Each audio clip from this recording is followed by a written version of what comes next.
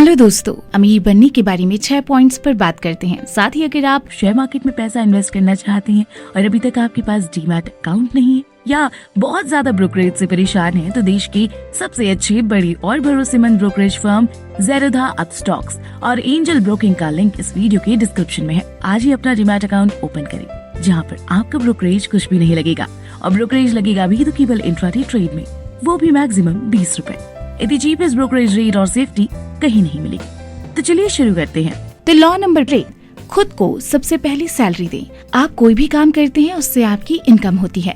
इस इनकम से आपके खर्चे चलते हैं, जैसे घर का किराया, बिजली का बिल, टेलीफोन का बिल, स्कूल की फीस आदि। तो अब आपको यहाँ पर ध्यान रखना है, आप कोई नौकरी कर रहे हैं या आपका खुद कोई बिजनेस है, उसमें एक नियम का पालन करें। आप ये तय करें कि जो भी आपकी इनकम है उसमें आप खुद को एक निश्चित सैलरी देंगे। इसे एक उदाहरण से समझें। जैसे आप 50,000 रुपए महीने का कमा रहे हैं और अगर आपने ये तय किया है कि आप खुद को 5,000 रुपए सैलरी देंगे, तो आप 50,000 में से 5,000 रुपए को अपनी संपत्ति वाले कॉलम में इन्वेस्ट कर दें। बाकी जो 45,000 रुपए बचे उनसे अपने और अपने घर के खर्चे चलाएं। यहाँ आप पक्का निश्चित कर लें, कुछ भी हो जाए आप खुद को सबसे पहले सैलरी देंगे। अगर आप खुद पर काबू नहीं रख पाते तो अमीर बनने की कोशिश भी ना करें। गरीब और मिडिल क्लास के लोग सबसे पहले अपने बिल्स का भुगतान करते हैं और खुद को सबसे आखिर में देते हैं, जिसके कारण उनके पास कुछ भी नहीं बचता। खुद को सबसे पहले सैलरी देने का मतलब यही नहीं है कि आप गैर जिम्मेदार हो जाएं और अपने बिल का भुगतान टाइम से ना करें। इसका मतलब केवल इतना सा है कि जब आप पर बिल ना चुकाने के कारण दबाव बढ़ेगा तो आपको प्रेरणा मिलेगी कि आप ज्यादा पैसे कमाने के तरीके खोजें। लेकिन अगर आप खुद को कुछ नहीं देते तो आप पर कोई दबाव नहीं रहेगा और आप जिस स्थिति में हैं उसी स्थिति में रहेंगे। तो इन 2 नियमों पर ध्यान दें। नंबर 1, ऐसे बड़े कर्ज में ना फंसे जिसका भुगतान आपको करना हो। अपने खर्चों को सीमित रखें, अपनी संपत्ति को सबसे पहले बनाएं, फिर बड़ा घर या शानदार कार खरीदें। चूहा दौड़ में फंसे रहना समझदारी नहीं है। नंबर 2, जब आपके पास पैसा कम हो तो दबाव को बढ़ने दें और अपनी बचत या निवेश को खर्च न करें। उस दबाव को अपनी फाइनेंशियल प्रतिभा को प्रेरित करने के लिए इस्तेमाल करें, ताकि आप ज्यादा पैसा कमाने और अपने बिल्स का भुगतान करने के लिए नए तरीकों के बारे में सोच सकें। इससे ज्यादा पैसा कमाने की आपकी योग्यता भी बढ़ेगी और आपकी फाइनेंशियल बुद्धि भी ज्यादा विकसित होगी। याद रखें, गरीब लोगों की आदतें भी गरीब होती हैं। एक आम सी बुरी आदत है बचत में से पैसे निकाल लेना। अमीर लोग जानते हैं कि बचत को ज्यादा धन कमाने के लिए इस्तेमाल किया जाता है, न कि बिलों का भुगतान करने के लिए। तो लॉ नंबर 2, अपने ब्रोकर को अच्छा पैसा दें। जब हम किसी होटल में खाना खाने जाते हैं तो खराब सर्विस के बाद भी वेटर को टिप जरूर देते हैं, लेकिन वहीं हम अपने वकील, अकाउंटेंट्स, रियल एस्टेट ब्रोकर्स और स्टॉक ब्रोकर्स से उनका कमीशन नहीं देना चाहते या बहुत कम कमीशन देना चाहते हैं। हम सूचना युग में रह रहे हैं। सूचना बेशकीमती है। एक अच्छा ब्रोकर आपको सूचना तो देगा ही, आपको नॉलेज भी देगा।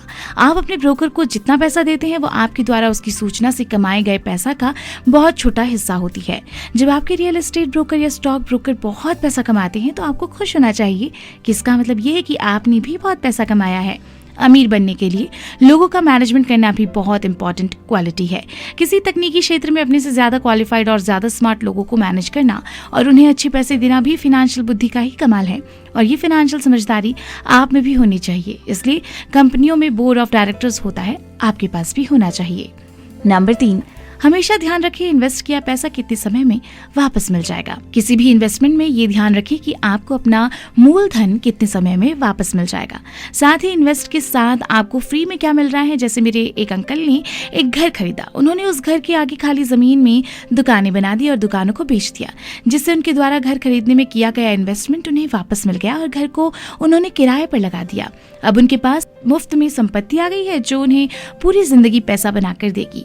ऐसा ही शेयर मार्केट में होता है। जब आपको लगे कि इस कंपनी के शेयर बढ़ने वाले हैं तो आप उसमें इन्वेस्ट कर दें। अपने पैसे को 1 हफ्ते से लेकर 1 महीने तक लगाए रखें। जब शेयर की कीमतें बढ़ें तो अपनी मूल धन राशि को निकाल लें और बाजार के उतार चढ़ाव से बेफिक्र हो जाएं, क्योंकि आपकी मूल रकम वापस आ चुकी है और अब दूसरी संपत्ति पर काम करने के लिए तैयार हो जाएं। इस तरह आपका पैसा जाता है और फिर बाहर आ जाता है और आप एक ऐसी संपत्ति के मालिक बन जाते हैं जो एक तरह से आपको मुफ्त में मिली है। ये सच कि आप कई मौकों पर पैसा खोते भी हैं, लेकिन उतना ही पैसों से खेल खेले जितना कि नुकसान आप सहन कर सकते हैं। अगर औसत 10 निवेशों पर आपको 2 या 3 में बहुत फायदा होता है, जबकि 5 और 6 में कोई लाभ हानि नहीं होती और आप 2 या 3 में भी घाटा भी खाते हैं, तो आप अपने नुकसान को उसी पैसे तक सीमित कर लें जो आपके पास उस समय है। तो दोस्तों अब आगे बढ़ते हैं लॉ नंबर 4 पर। लग्जरी चीजें सबसे बाद में खरीदें। दोस्तों, मेरा एक दोस्त है जिसकी हाल ही में शादी हुई। शादी के बाद वो बहुत सुखी था और उसने अपनी वाइफ को Apple iPhone X credit card पर लोन लेकर दिया। शादी के बाद वो एक नए बड़े घर में शिफ्ट हो गया, साथ ही घर के डेकोरेशन में भी बहुत सारा पैसा खर्च किया। जहाँ नया घर लिया वहाँ की सोसाइटी बहुत रिच थी, सबके पास कारें थी, तो उसने भी लोन पर एक नई कार खरीद ली। अब उसे लग रहा था कि वो अमीरों की तरह हैप्पी लाइफ जी रहा है। शादी के कुछ महीनों के बाद ही उसकी कंपनी में कुछ दिक्कत हो गई और उसे अपनी कंपनी की जो नौकरी थी वो छोड़नी पड़ी। नौकरी छोड़ने के 1 महीने के अंदर ही उसे अपनी नई कार, फर्नीचर, आईफोन X सस्ते दामों में बेचना पड़ा। जिसे वो संपत्ति समझकर खरीद रहा था वो सभी उसके मुश्किल समय में काम नहीं आई, उल्टा गले का फंदा बन गई। अधिकतर लोग ऐसे ही, कुछ पैसा आते ही वो लग्जरी के सामान खरीद लेते हैं, जैसे नई कार, बड़ा फ्रिज, AC, महंगा मोबाइल आदि। अगर पड़ोसी के पास नई कार है तो उनके पास उससे बड़ी कार होनी चाहिए। आजकल प्रायः हम अपनी मनचाही चीजों को खरीदने के लिए कर्ज लेने पर ध्यान केंद्रित करते हैं और पैसा बनाने पर ध्यान ही नहीं देते। ये रास्ता कुछ समय के लिए तो आसान है, लेकिन लंबे समय में ये बहुत मुश्किल साबित होता है। ये एक ऐसी बुरी आदत है जो बढ़ती ही जा रही है। याद रखें, आसान रास्ते अक्सर मुश्किल बन जाते हैं और मुश्किल रास्ते अक्सर आसान बन जाते हैं। लग्जरी चीजें आज सबको अच्छी लगती हैं, लेकिन गरीब और अमीर में अंतर ये है कि गरीब लोग लग्जरी चीजें कर्ज लेकर खरीदते हैं, जबकि अमीर लोग पहले अपनी संपत्ति वाले कॉलम को बढ़ाते हैं, फिर उससे आने वाले कैश फ्लो से लग्जरी चीजें खरीदते हैं। दुनिया के सबसे अमीर आदमी वॉरेन बफेट के अनमोल विचार याद रखें। अगर आप उन चीजों को खरीदते हैं जिनकी आपको जरूरत नहीं है, तो जल्द ही आपको उन चीजों को बेचना पड़ेगा जिनकी आपको जरूरत है। तो दोस्तों, बढ़ते हैं लॉ नंबर 5 की ओर। किसी को अपना आइडियल जरूर बनाएं। फेसबुक के मालिक मार्क जुकरबर्ग फेसबुक के शुरुआती कठिन दौर में बहुत परेशान थे और वो फेसबुक को बेचने के बारे में सोच रहे थे। इस मुश्किल समय में मार्क जुकरबर्ग ने अपने आइडियल एप्पल के फाउंडर स्टीव जॉब्स से सलाह लेने गए। स्टीव जॉब्स ने उन्हें भारत जाने की सलाह दी। एप्पल के फाउंडर स्टीव जॉब्स की सलाह पर वो भारत के एक मंदिर में आए। जुकरबर्ग मानते हैं कि इस मंदिर में प्रार्थना के बाद ही उनकी किस्मत बदल गई और फेसबुक ने नए कीर्तिमान स्थापित कर लिए।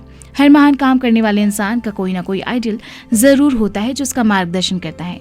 जहां पूरी दुनिया के क्रिकेटर सचिन तेंदुलकर बनना चाहते हैं, वहीं सचिन तेंदुलकर के आइडियल डॉन ब्रैडमैन थे। अगर आप अमीर बनना चाहते हैं तो आप भी किसी को अपना आदर्श जरूर बनाएं। वो कोई बहुत बड़ा इंसान अंबानी या बिरला ही हो, ये जरूरी नहीं है। आप अपने आसपास देखें, आपको बहुत सारे ऐसे लोग मिल जाएंगे जिन्होंने जीरो से शुरुआत कर करोड़ों बनाए हैं। आप उन्हें अपना आदर्श बना सकते हैं। जैसे हमने पहले वाले वीडियो में गरीब और अमीर दोस्तों के बारे में बात की थी, जिनसे हमें कुछ सीखने को मिलता है, उसी तरह आइडल से भी बहुत कुछ सीखने को मिलता है। अपने आइडल के बारे में अधिक से अधिक जानें, उनके बारे में किताब पढ़ें। आदर्श नायक हमें प्रेरित करने से भी ज्यादा काम करते हैं। वो चीजों को ज्यादा आसान बना देते हैं। चीजें आसान दिखने के कारण हम भी उन्हीं की तरह बनना चाहेंगे। अगर वो ऐसा करते हैं तो मैं भी यही कर सकता हूँ। जब अमीर बनने की बात आती है तो ज्यादातर लोग इसे बहुत कठिन समझते हैं। इसके बजाय उन्हें आदर्श नायकों की तलाश करनी चाहिए जो इसे इंसान बना देते हैं।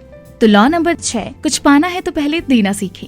अगर आपको कुछ चाहिए तो आपको पहले कुछ देने की जरूरत है। जब भी आपको किसी चीज की कमी या जरूरत महसूस हो तो पहले उस चीज को दें, बाद में वो बाल्टियों में भर भर कर आपके पास लौट आएगी। ये पैसा, मुस्कुराहट, प्रेम, दोस्ती सभी के बारे में सही है। एक कहावत है, ईश्वर को कुछ नहीं चाहिए पर इंसानों को देना चाहिए। अरबपति निवेशक वॉरेन बफेट ने कहा कि उनकी 99% संपत्ति परोपकारी कार्यों में लगाई जाएगी। कुछ साल पहले दुनिया के सबसे अमीर व्यक्ति बिल गेट्स ने अपनी दानवीरता जारी रखते हुए अपनी कंपनी माइक्रोसॉफ्ट के 4.6 अरब डॉलर के शेयर दान कर दिए। विप्रो के चेयरमैन अजीम प्रेमजी भारत के पहले ऐसे बिजनेसमैन हैं जिन्होंने आधी दौलत दान दी है। फेसबुक के मुख्य कार्यकारी मार्क जुकरबर्ग ने अपनी पहली संतान के जन्म पर कंपनी में अपनी और अपनी पत्नी की हिस्सेदारी का 99% हिस्सा दान करने का संकल्प लिया था। इसलिए याद रखें, आप देना शुरू करें, आपको बहुत मिलेगा। इस दुनिया में ऐसी ताकतें हैं जो हमसे ज्यादा स्मार्ट हैं। आप वहाँ खुद अपने दम पर पहुंच सकते हैं, लेकिन उन ताकतों की मदद से वहां पहुंचना ज्यादा आसान होता है। आपको बस इतना ही करना है कि आप उदार हों और वो ताकतें भी आपके प्रति उदार होंगी। इस वीडियो के अंत में आप सभी से एक सवाल, आप अपना आइडल किसे मानते हैं? अपनी सलाह कमेंट बॉक्स में जरूर दें। दोस्तों, ये वीडियो पसंद आया तो लाइक का बटन जरूर दबा दें और हमसे जुड़ने के लिए इंस्टाग्राम पर एफर्टलेस जीके को जरूर फॉलो करें और ऐसी ही काम की बातों के लिए चैनल को सब्सक्राइब करें। साथ ही डिस्क्रिप्शन में दिए लिंक से ज़ेरोधा या अपस्टॉक से अपना डीमैट अकाउंट ओपन करना ना भूलें।